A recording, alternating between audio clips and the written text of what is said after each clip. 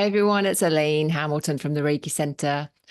I would like to reflect on this beautiful interview that I saw recently with Angelo and Gangaji.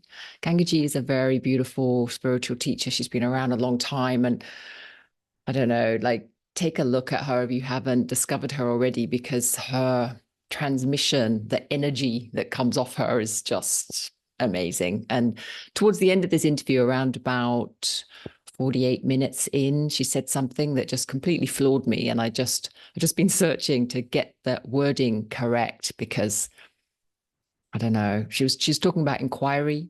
And in a lot of spiritual traditions, there is this element of inquiry in terms of looking back behind the thinking.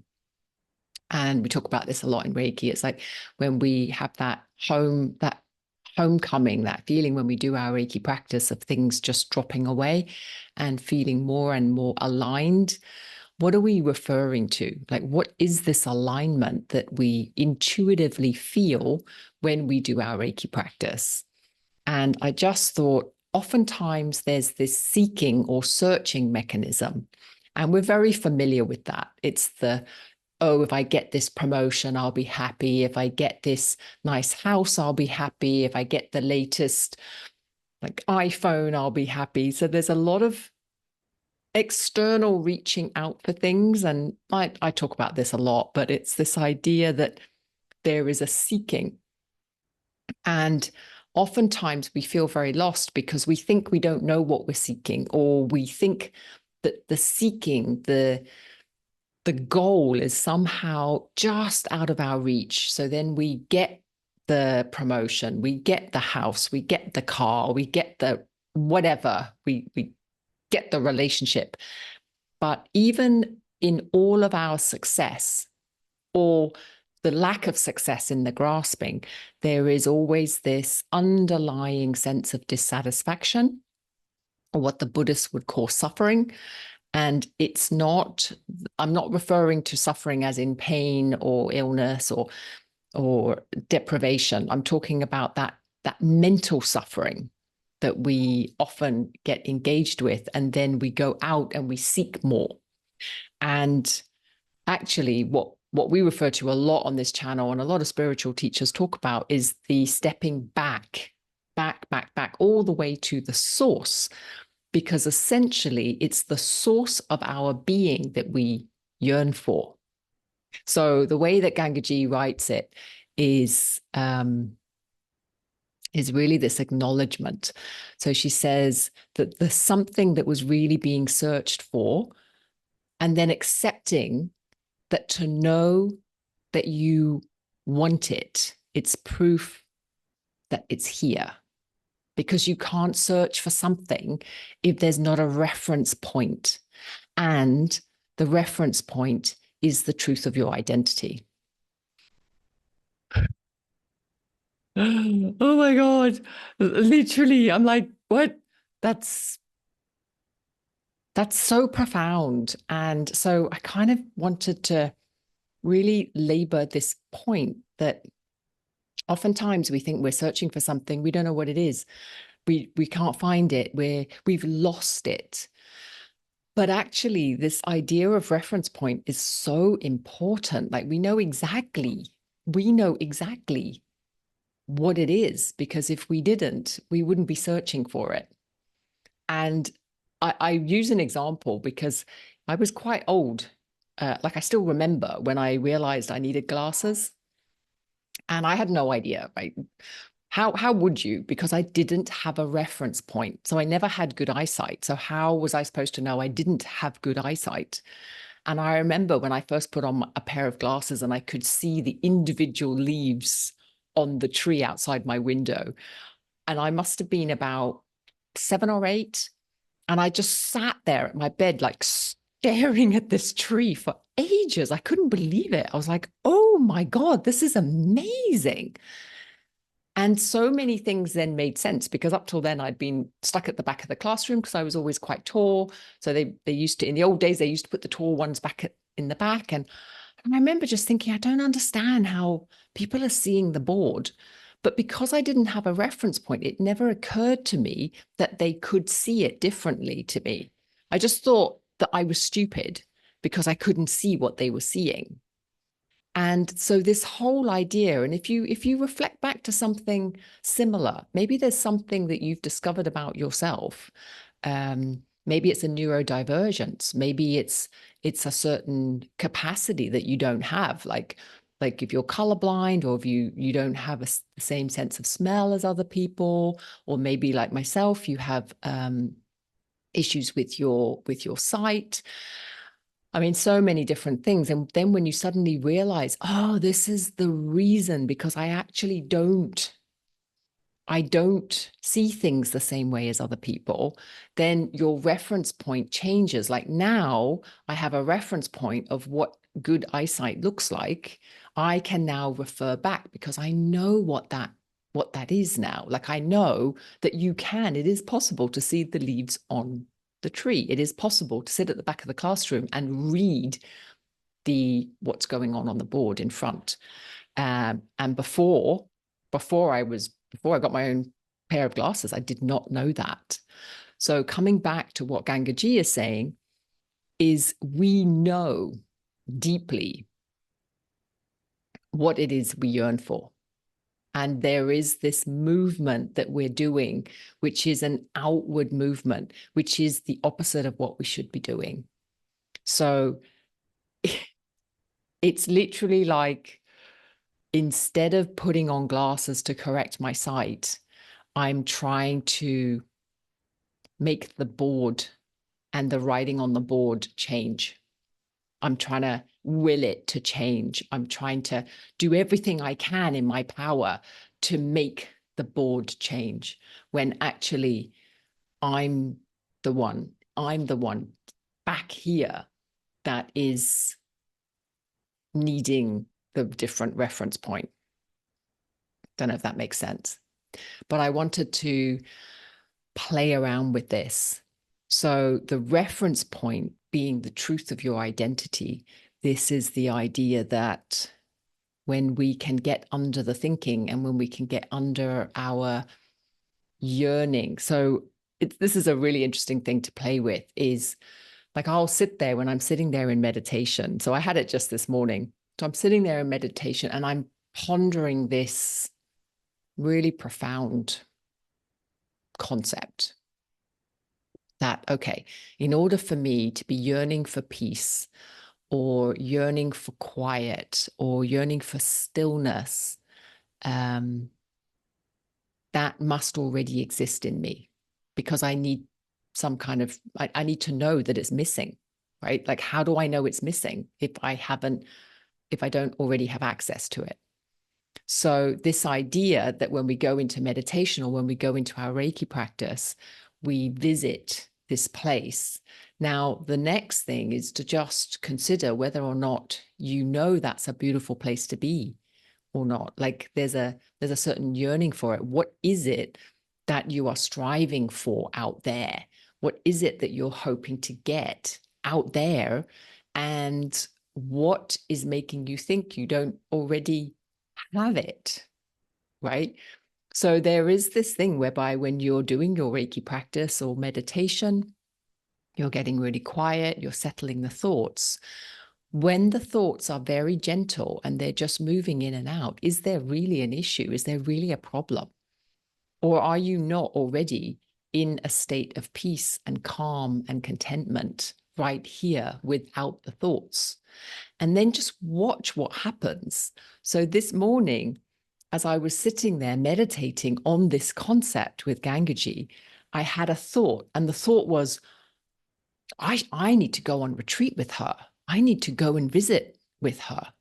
And as soon as that thought came in, I noticed this tightening, this contraction, all the way from my chest, all the way up into my head. It was very, very interesting. It was like, almost like my body solidified around the belief I need to go and see her.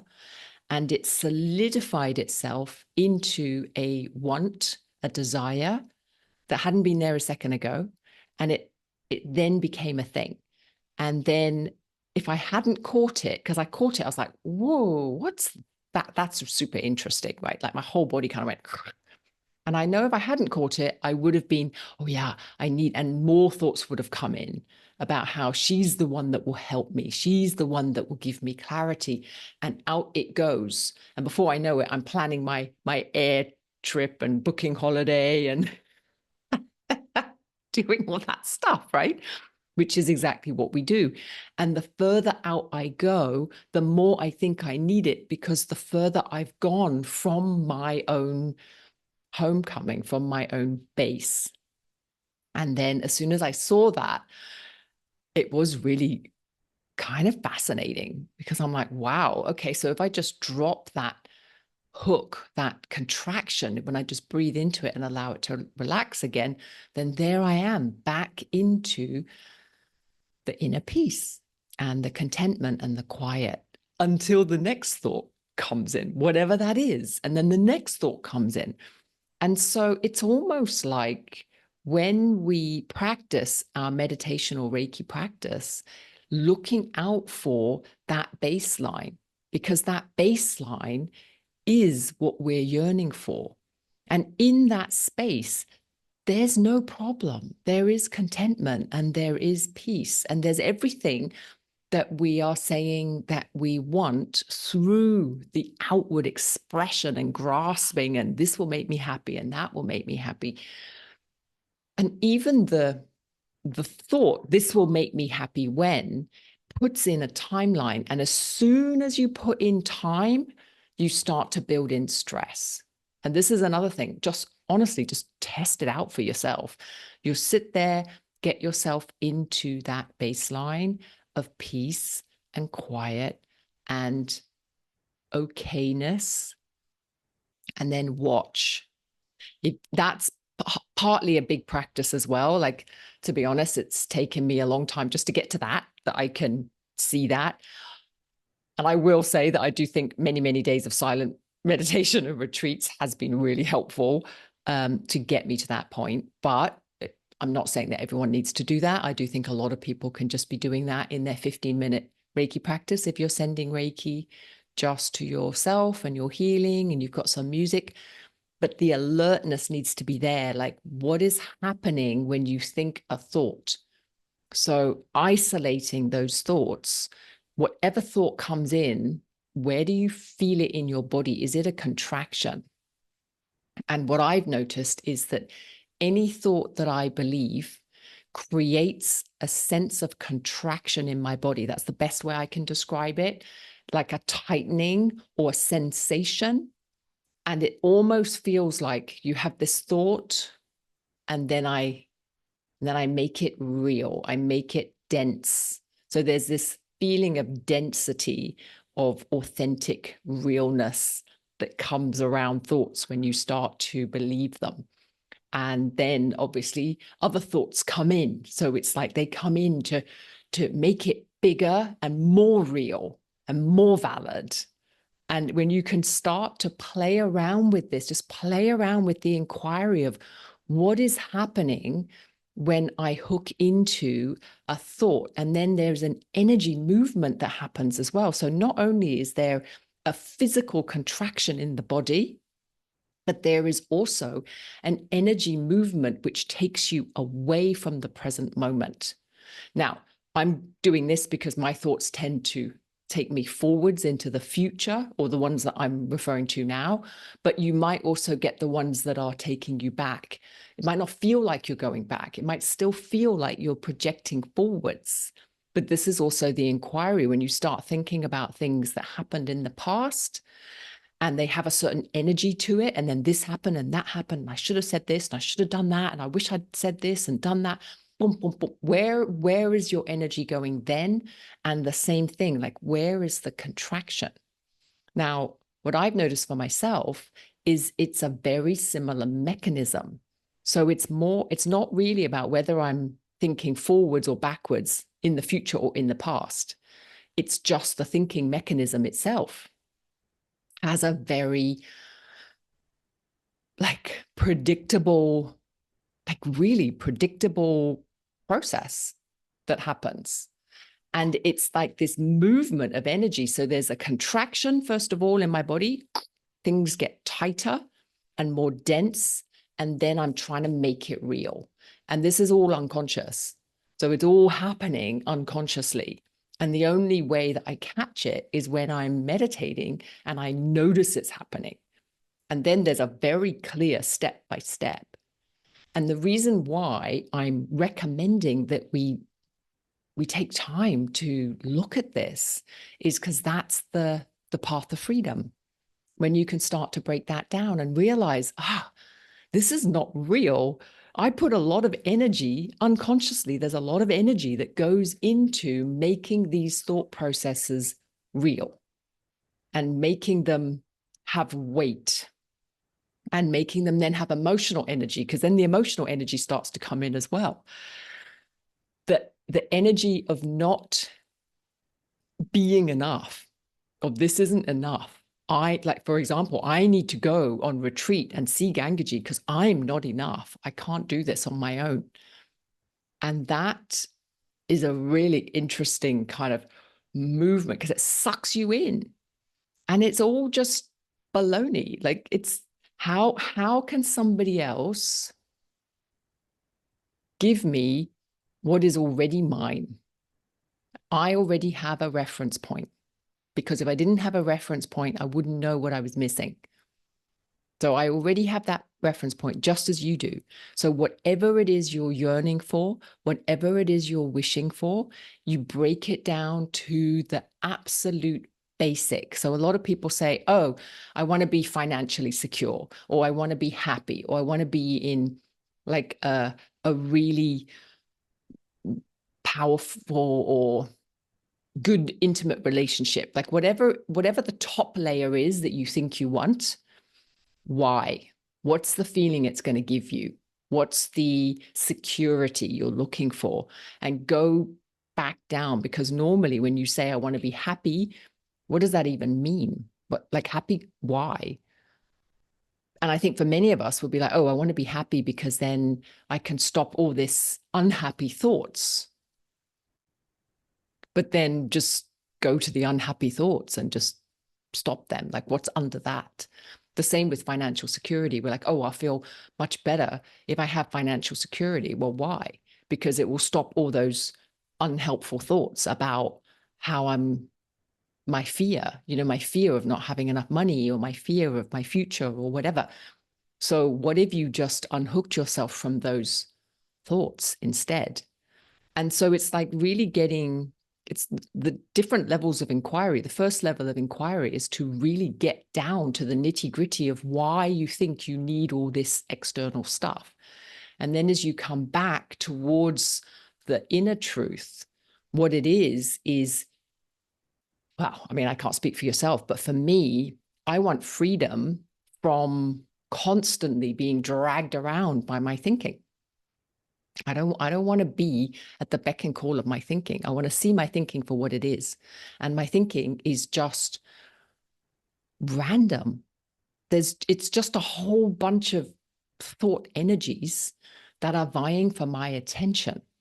And when I put my attention into it unconsciously, my body gets involved, my emotions get involved, and it attracts more thinking around the same lines. And so then what happens is my consciousness, my awareness gets sucked into these thought patterns. And in a sense, I lose myself. Like, I lose my connection to what I truly am, right? As Gangaji says, your true connection to the truth of who you are, your identity. And by identity, I'm not saying this person, I'm saying the truth of your awareness or consciousness, or that deep well of peace and stillness from which we come. So do take a look at the interview. It's a beautiful interview. And yeah, just amazing. Just such a beautiful turn of phrase. She has a beautiful energy. Love her to bits. And maybe I will go on retreat with her one day. Who knows? But it is not a need. Like, none of this is a need for any of us. We are the only ones that can take that backward step. into ourselves and look at the mechanism that is going on. What is the mechanism at work here that we keep getting sucked into?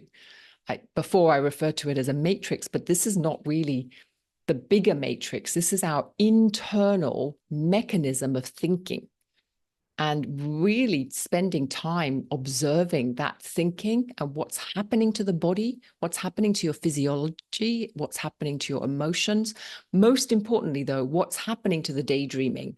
So you have one thought that comes up, and as soon as there's a little energy around it, then whoof, you can feel it. It's amazing. It goes, woof, off it goes. And then lots of other thoughts come in. And then before you know it, you're booking airplane tickets.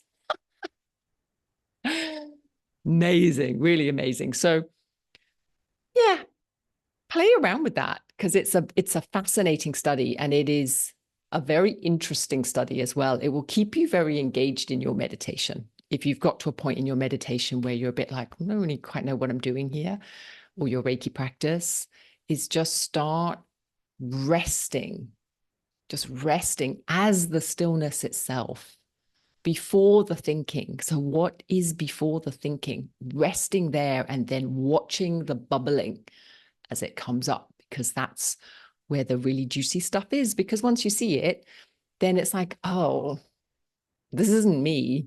The thought patterns is not me.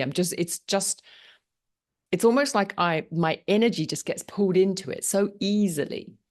And in that ease of being entangled, then I lose myself. That's when the feeling of lack comes. But the feeling of lack is really an acknowledgement that you've left yourself, to go into the thinking. So, but then we have this thought of, oh, that means something's missing. No, nothing's missing. You've left your base. So the untangling is simply to drop all those thought patterns that are pushing you outwards. You don't have to do anything. You just have to relax and release all of those thought patterns that are dragging you around.